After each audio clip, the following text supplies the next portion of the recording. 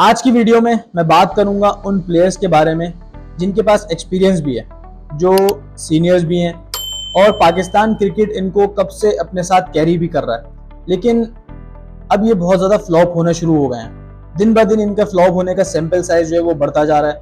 मैं बात कर रहा हूँ रिजवान की, मैं बात कर रहा हूँ सलमान अली आगा की, मैं बात कर रहा हूँ इमामुल हक की। एक एक करके तीनों पे बात करेंगे। सबसे पहले मैं बात करूंगा मोहम्मद रिजवान के ऊपर, पाकिस्तान क्रिकेट का सबसे बड़ा फ्रॉड प्लेयर। मैं ये क्यों कह रहा हूँ? क्योंकि रिजवान ने ना एक पैटर्न बना लिया टीम में रहने का। हो सकता है आप लोग मेरी बात से एग्री ना करें, लेकिन मुझे ऐसा लगता है कि रिजवान फट्टा और सीधी विकेटों के ऊपर आकर रन्स करता है और अगले 2-3 साल के लिए टीम में जगह पक्की कर लेता है। समझ रहे हो? लेकिन जैसी कंडीशन थोड़ी सी चेंज होती हैं, कंडीशन थोड़ी सी डिफरेंट हो जाती हैं, डिफिकल्ट हो जाती हैं, वहां पे रिजवान पिच के ऊपर नाचता हुआ नजर आता है। वहां पे उसकी टेक्निक एक्सपोज होना शुरू हो जाती है। समझ रहे हो? ऐसा लग रहा होता है कि ये वो बैट्समैन है जिसने कभी जिंदगी में बैटिंग नहीं करी। फास्ट बॉलिंग की अगर बात कर ली जाए, फास्ट बॉलिंग में जरा सी बॉल अंदर आएगी, हमें पता होता है कि रिजवान आउट हो जाएगा। स्पिनिंग कंडीशन की बात कर लें, स्पिनिंग कंडीशन में अजीब रिजवान नाचते हुए भी वेस्ट इंडीज की सीरीज में आउट हुए। तो घर बैठे हम लोग प्रेडिक्ट कर रहे होते हैं कि रिजवान अब आउट हो जाएगा, अगली बॉल पे आउट होगा, रिजवान की विकेट आने वाली है। तो भाई this is what you have earned Rizwan, कि आपने पाकिस्तान क्रिकेट में इतने सालों में रहकर ये कमाया है कि हम लोग घर बैठे हुए प्रेडिक्ट कर लेते हैं कि रिजवान की विकेट आने वाली है। जरा सी कंडीशन चेंज होंगी, रिजवान का पिच के ऊपर नाचना शुरू हो जाएगा। और फिर वो ड्रामेबाजी, हैमस्ट्रिंग खींचने वाली ड्रामेबाजी और इंजर्ड होने वाली ड्रामेबाजी। तो पाकिस्तान क्रिकेट में जो आपने रहने का पैटर्न बनाया हुआ ना, वो हम लोगों को अब समझ में आ गया। और किसी बैट्समैन के लिए बहुत बड़ी बेइज्जती की बात है कि भाई हम लोग घर बैठे हुए प्रेडिक्ट कर रहे हैं कि रिजवान की विकेट आने वाली है। आपने ये कमाया है पाकिस्तान क्रिकेट में इतने सालों से रहकर। मेरा ये सीधा पॉइंट है कि मैं ना इन लोगों को पाकिस्तान क्रिकेट में देख देख कर थक चुका हूँ, क्योंकि पाकिस्तान क्रिकेट को ये लोग कुछ भी नहीं दे रहे। कितने टाइम से पाकिस्तान क्रिकेट के साथ हैं, लेकिन वही बात है, जरा सी कंडीशन चेंज होगी, ये लोग पिच के ऊपर नाचना शुरू कर देंगे। पर्टिकुलरली अगर रिजवान की बात करी जाए, पिच के ऊपर नाचना शुरू कर देगा वो। तो भाई अगर आपको पिच के ऊपर नाच के आउट होना है और पाकिस्तान को हेल्प नहीं करना टोटल लगाने में, तो भाई आप गाजी गौरी को ट्राई कर लो। आप रिजवान को रख के फेल हो रहे हो, आप गाजी गौरी को रख के फेल हो जाओ। वैसे तो मैं गाजी गौरी के फेवर में भी नहीं हूँ, लेकिन इंग्लैंड वाले टूर के लिए गाजी गौरी हमारे स्क्वाड में है। होना तो ये चाहिए था कि साद बेग होता या रोहिल नजीर होता, जो पहले डिजर्विंग थे। लेकिन चलो अभी स्क्वाड में गाजी गौरी है, तो गाजी गौरी को ट्राई कर लो।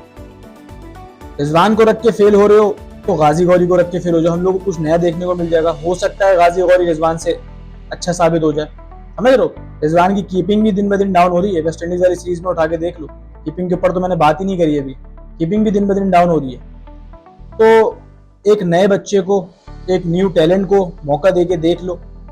कब तक हम लोग रिजवान को देखते रहेंगे? कब तक हम लोग उसका नाचना देखते रहेंगे पिच के ऊपर?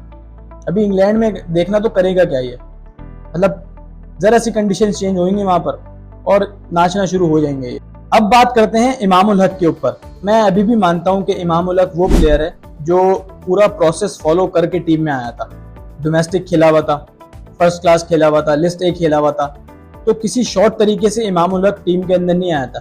जब 2017 या 18 में इमामुल हक आया था तो बहुत सारे लोग उसको क्रिटिसाइज करते थे पर्ची पर्ची बोल के, कि इमामुल हक का भांजा है, इसको टीम में लिया है तो ये पर्ची है। लेकिन मैं उस वक्त मानता था कि नहीं यार, ये अच्छा प्लेयर है। ओडीआई में परफॉर्मेंसेस दिखा रहा था, टेस्ट में परफॉर्मेंसेस दिखा रहा था।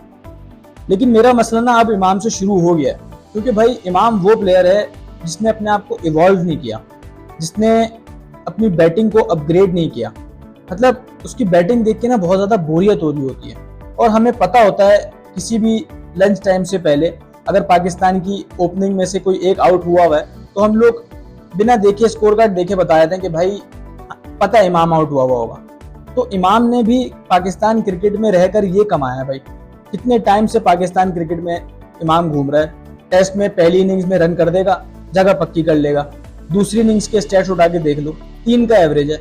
तो भाई प्रेशर मोमेंट्स में इमाम हमेशा फेल हुआ है। तो हम लोगों को इन प्लेयर्स से ना निकलना पड़ेगा।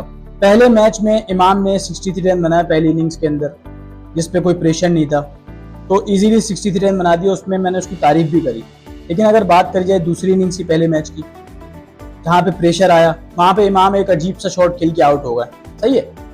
दूसरे मैच में जहाँ पाकिस्तान के ऊपर 344 रन लगे हुए थे, समझ रहे हो, और पहली इनिंग्स थी, उसमें भी इमाम जल्दी आउट होके चले गए। हमें पता होता है कि इमाम जहां प्रेशर आएगा वहां पे आउट होके जाएगा। दूसरी इनिंग में कोई प्रेशर भी नहीं था, 75 रन का टारगेट था, तब भी इमाम एक बाहर की बॉल को खेलकर आउट होके चले गए। तो भाई हमें पता होता है कि भाई इमाम आउट होने वाला है, क्योंकि जहां प्रेशर आएगा ना वहां पे इमाम की विकेट पक्की है। समझ रहे हो?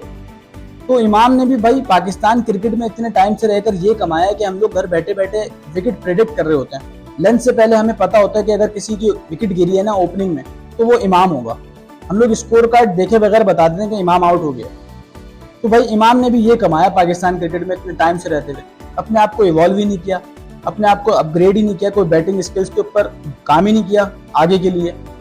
और फिटनेस देख लो, फिटनेस का बुरा हाल है, पेट लटका हुआ है, साफ दिख रहा होता है कि भाई बंदा ढीली शर्ट पहनकर आ रहा है जानबूझकर, क्योंकि पेट नजर आ जाएगा। तो ऐसा नहीं है कि इमाम का सैंपल साइज बहुत छोटा है या उसने पाकिस्तान से इतनी क्रिकेट नहीं खेली हुई। इमाम का सैंपल साइज बहुत बड़ा है, इतने टाइम से वो पाकिस्तान क्रिकेट के साथ है, लेकिन प्रेशर सिचुएशन में आके दूसरी इनिंग्स में आके 3 का एवरेज लेके घूमना पाकिस्तान क्रिकेट में, तो ये बाकी प्लेयर्स के साथ ज्यादती है। तो फैसला करना होगा कि भाई इंग्लैंड में ओपनिंग अजान के साथ किसको करवानी है, या तो शान मसूद को ट्राई करो या अब्दुल्ला शफीक को ट्राई करो, लेकिन अल्लाह के वास्ते भाई इमाम को वेस्ट इंडीज से सीधा घर भेजो, नहीं लेके जाने की जरूरत है इमाम को, क्योंकि हमें पता होगा कि भाई लंच से पहले अगर कोई आउट हो रहा है तो इमाम आउट हुआ होगा। तो इससे अच्छा है भाई शान मसूद से ओपन करवा लो अगर वो फिट हो जाता है, अगर फिट नहीं होता तो भाई अब्दुल्ला शफीक से ओपन करवाओ, लेकिन इमाम को लेके नहीं जाओ भाई।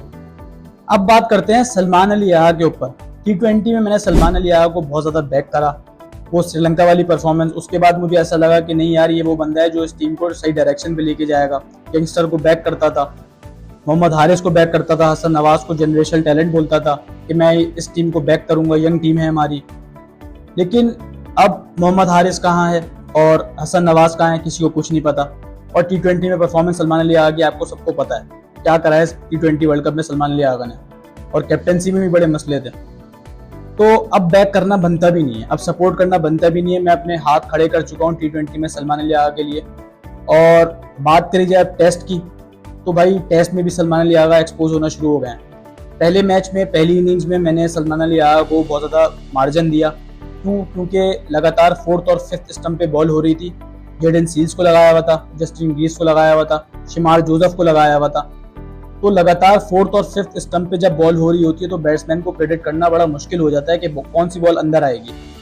लेकिन अगली 3 इनिंग्स में सेम पैटर्न पर आउट होना, ये चीज़ जस्टिफाई नहीं है, किसी भी बैटर के लिए जस्टिफाई नहीं है कि आप लगातार 4 इनिंग्स में सेम पैटर्न पर आउट हो रहे हो। तो अगर आपकी ये वीकनेस बन गई है कि आप अंदर आती हुई बॉल पे आउट हो गए, आपकी टेक्निक एक्सपोज होना शुरू हो गई है कि आप अंदर आती हुई बॉल पे आपका पैर बाहर आ जाएगा, पैर आगे आ जाएगा, तो इसके ऊपर काम करो, बैटिंग कोच के साथ सेशन लगाओ। मुझे नहीं पता क्या क्या तुम लोग की टेक्निक सही करने के तरीकेकार होते हैं, बैटिंग सेशंस किस तरीके से लगाए जाते हैं बैटिंग कोच के साथ, लेकिन इसके ऊपर काम करने की बहुत ज़रूरत है सलमान अली याह को। मैं अभी ये नहीं बोलूँगा कि सलमान अली याह को टीम से ड्रॉप कर दो, क्योंकि सलमान अली याह वो प्लेयर लाया जो ODI में भी पाकिस्तान के लिए वैल्यू ऐड कर रहा था और टेस्ट में भी पाकिस्तान के लिए वैल्यू ऐड कर रहा था। T20 एक अलग टॉपिक है, मैं ODI और टेस्ट को मान के चल रहा हूँ अभी।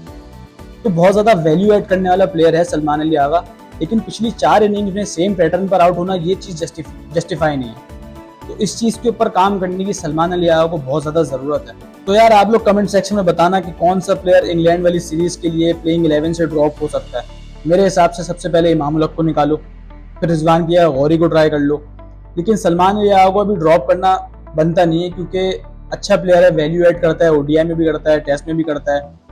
तो अभी थोड़ा सा मार्जिन और देते हैं सलमान अली याह को, कोई मसले वाली बात नहीं, क्योंकि बीच में हमारे पास कोई बैट्समैन ऐसा है भी नहीं। तो वीडियो के कमेंट सेक्शन में लाजमी बताना कि आपके हिसाब से कौन सा प्लेयर ड्रॉप होना चाहिए, कौन सा प्लेयर प्लेइंग 11 में होना चाहिए इनकी जगह पर। ये चीज़ कमेंट सेक्शन में लाजमी बताना। वीडियो को लाइक कर दो, चैनल को सब्सक्राइब कर दो। चलता हूँ, अल्लाह हाफिज़।